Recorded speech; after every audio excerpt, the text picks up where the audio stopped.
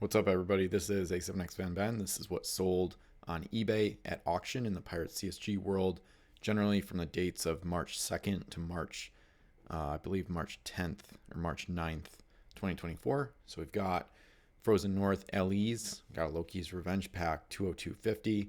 So after the Kettering itself went for whatever it was, 255, I think I almost would expect some of these to go for a little more, but still pretty hefty price. I mean, if you think about it, these used to come in one per booster box at Frozen North back in the day, and a booster box would be about 144 at retail way back when, 36 times $4 a pack. So kind of puts the prices into perspective when just the LE pack alone is selling for what the booster box used to sell for.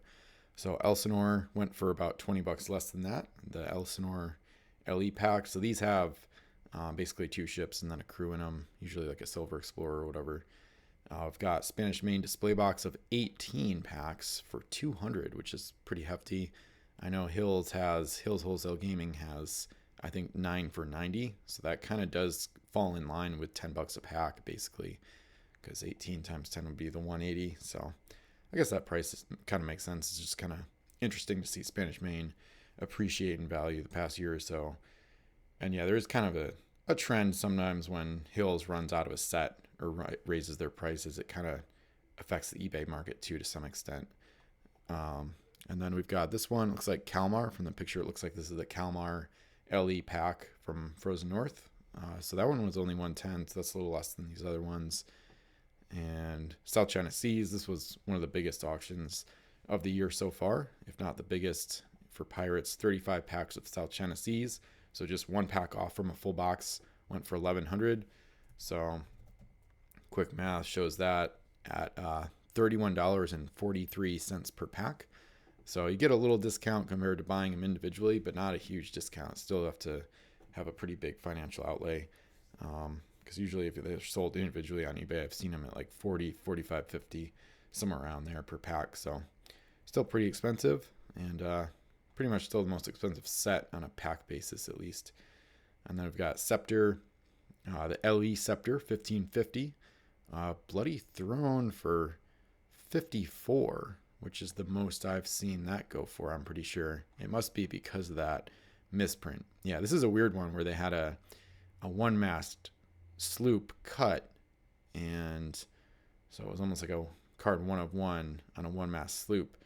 So definitely pretty weird. Oh, and it's got that on the back. Okay. Yeah, that does explain the price. That is pretty interesting. That would be a pretty cool thing to have, even if it's not really be like too hard to play it. But that is really bizarre, actually. And I don't know if they said they have the second.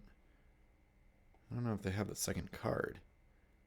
Maybe it came like that in the promo pack in the plastic. I'm not sure. Because Bloody Throne comes on 2 cards. So I'm not sure if this included a second card, or if because it's misprinted, they never even, the promotional pack maybe didn't have a second card. So then it would be even, then it would really be unplayable. So, pretty weird stuff. It's kind of, I guess probably the most I've seen the Bloody Throne go for at auction, but obviously with a bit of an asterisk that it's not a normal one at all. Then we've got some busts selling for starting bids of about 40. A couple of those from Spanish Main, and then Cadera sold for the starting bid at 35. One of the super rares from MI. Got a Bauchuan for $40. That's pretty cheap.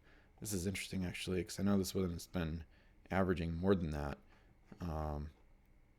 So maybe because it has like a description in another language, German or whatever it is.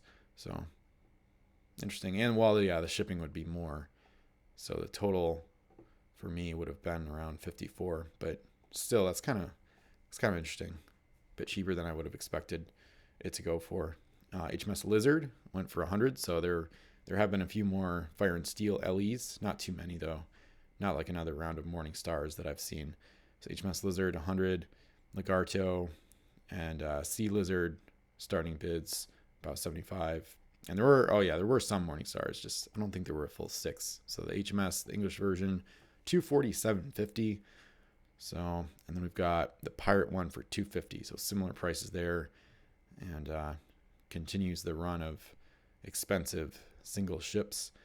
And we've got a plunder pack for 63, which Hills still has them for 49, I think, but they sometimes have up to $10 shipping charge, things like that. So I guess it's not. Depending on the shipping price of this one, maybe it wouldn't be too much more than what Hills Wholesale Gaming has it for.